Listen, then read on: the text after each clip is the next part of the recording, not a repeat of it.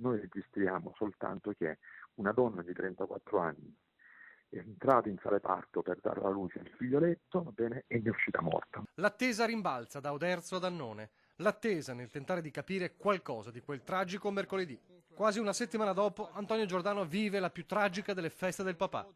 Un 19 marzo diverso per il marito di Francesca Schirinzi, mentre proprio nelle ore in cui i papà vengono abbracciati e coccolati, l'esame autoptico cerca di fare luce sulla morte di sua moglie. 5 nel registro degli indagati con l'accusa di concorso in omicidio colposo, 2 ostetriche, 2 ginecologi e un anestesista.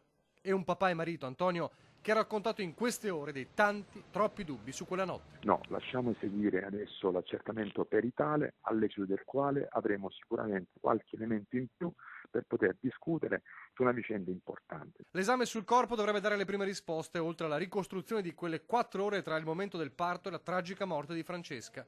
Attesa, dolore e rabbia, è un papà che oggi dice: quando il bimbo crescerà deve sapere che non è stata colpa sua. Spero che si arrivi a capire di chi è la responsabilità.